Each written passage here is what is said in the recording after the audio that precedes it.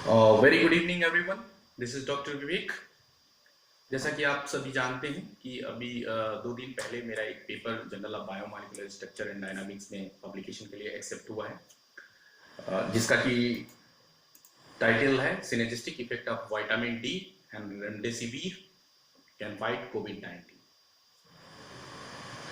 इसके बाद मेरे कई सारे स्टूडेंटों ने मेरे पास फ़ोन किया और पूछे कि सर जो आपने हाइपोथेसिस दी है इसके पीछे इसका क्या बैकग्राउंड है, कैसे विटामिन डी एक इम्पॉर्टेंट रोल प्ले करेगा कोविड-19 ट्रीटमेंट में और कैसे रेमडेसिविर अपना इम्पॉर्टेंट रोल प्ले करेगा कोविड-19 के ट्रीटमेंट में, या फिर दोनों की कॉम्बिनेशन थेरेपी कैसे यूजफुल होगी। मुझे बड़ा अच्छा लगा और मैंने सोचा कि एक छोटा सा वीडियो बनाते हैं और इसको सोशल मीडिया पे शेयर करते हैं, जिससे कि सबको बेनिफिट मिलेगा और जितने भी स्टूडेंट्स हैं वो अच्छे से इस पेपर जो हाइपोथेसिस है उसको समझेंगे। तो सबसे पहले मैं बताना चाहूँगा कि जब भी हमारे बॉडी में कोई भी पैथोजेनिक इन्फेक्शन होता है, कोई भी पैथोजेनिक इन्फेक्शन होता है, बैक्टीरिया का, वायरस का या फिर फंजाई का, तो बॉडी उसके अगेंस्ट रिस्पॉन्स करती है। तो इस बॉडी का जो सिस्टम किसी पैथोजेनिक इन्फेक्शन के अगेंस्ट रिस्पॉन्स करता है, उस सिस्टम को हम बोलते हैं इम्यून सिस्टम या प्रतिरक्षा प्रणाली। इसमें बहुत सारी सेल्स होती हैं, जो सेल्स बहुत सारी प्रोटीन्स भी रिलीज करती हैं और बहुत सारी प्रोटीन्स ऐसे भी रिलीज की जाती हैं इम्यून सिस्टम में जो बॉडी को प्रोटेक्ट करती है इन्फेक्शन से।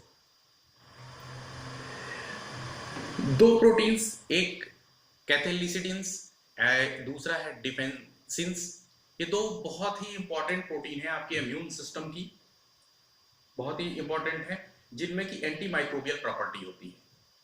यानी अगर कोई बैक्टीरिया या वायरस अगर आपके बॉडी में एंट्री करता है तो ये दोनों प्रोटीन्स उसके रेप्लिकेशन को रिड्यूस करती हैं या उसको किल करने का प्रयास करती हैं।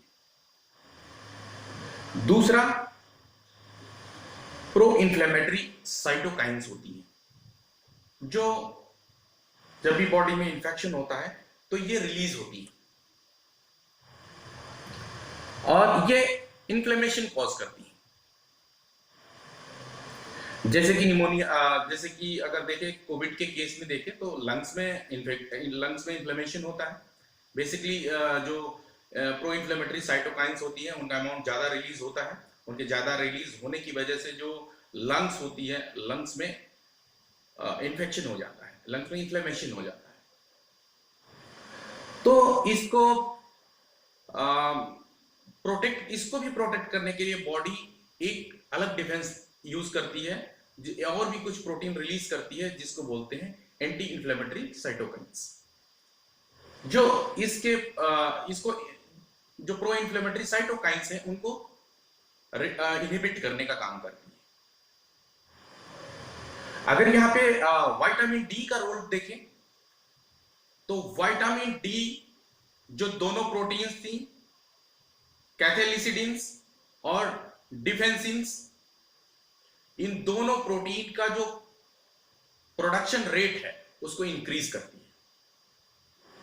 दूसरा जो प्रो इन्फ्लेमेटरी साइटोकाइंस है, जिसके वजह से बॉडी में इंफ्लेमेशन होता है, उनके प्रोडक्शन को इनहिबिट करती हैं या रिड्यूस करती हैं।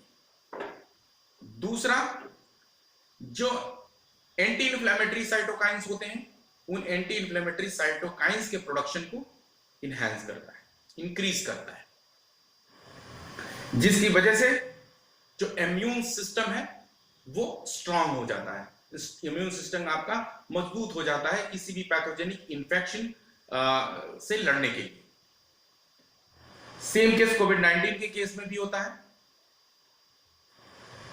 तो अगर वहां पे भी विटामिन डी दिया जाता है तो ऐसे ही रिस्पॉन्स करेगा सेम, यानी इन्फ्लेमेशन को कम करेगा, इन्फ्लेमेशन को रिड्यूस करेगा और वायरल रेप्लिकेशन को भी रिड्यूस करने में हेल्प करेगा।